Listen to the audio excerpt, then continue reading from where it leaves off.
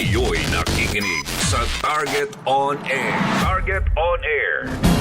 Ako, nung huling makausap po namin si Cotabato City Mayor Bruce Matabalaw, napakaraming mga nagko-comment dun sa aming chat room o dun sa aming YouTube channel, maging dun sa aming official Facebook page.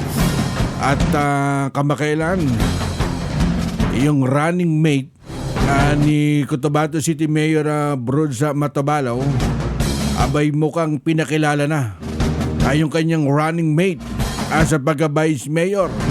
Ito pala yung dating barangay captain ng Poblacion 2 na si Chairman Johaira Madag. Kumbaga kasama po siya dun sa Dumalo at nakaisa dun sa MILF Consultative Meeting o sinasabing General Assembly dyan sa Kampa Darapanan, dyan sa Sultan Kudarat. Ibig sabihin, dito po sa Cotabato City, umiinit na yung sinasabing usapin sa politika dahil yung Vice Mayor ni Bruce Matabalaw na si Vice Mayor Butch Abu nagpakilala na at mukhang ini-endorse din ng kanilang kababayan dyan sa Cotabato City at iniinganyo na tumakbong mayor yung Vice Mayor ngayon ni Mayor Matabalaw na si Vice Mayor Butch Abu tatakbong mayor.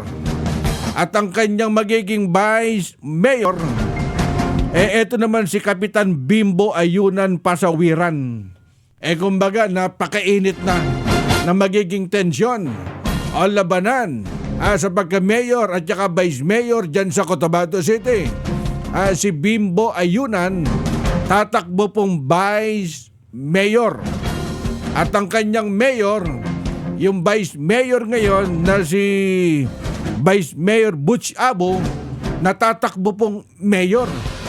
Sa madaling salita, kumbaga iniwan ni Vice Mayor itong si Mayor Bruce Matabalaw dyan sa Cotabato City.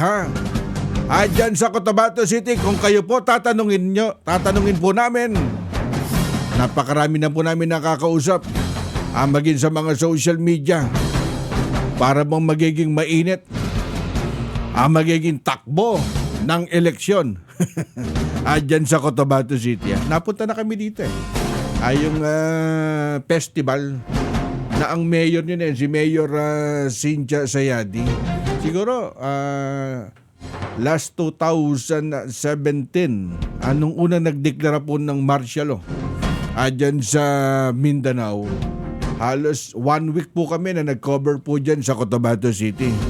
At napakaaga, magiging mainit na usapin ng politika dyan sa Cotabato City.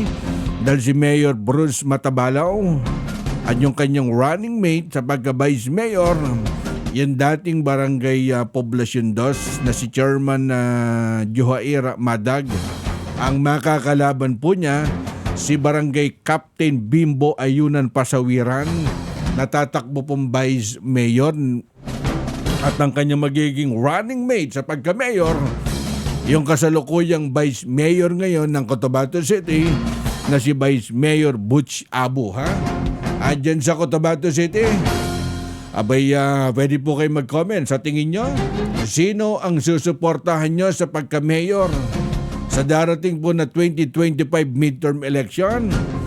Si Mayor Bruce Matabalaw at yung kanyang Vice Mayor ngayon na makakalaban niya sa pagka-mayor na si Mayor o Vice Mayor Butch Abu. Comment na po kayo. Alam niyo, ilang beses na po namin nakausap yung si Mayor Bruce Matabalaw.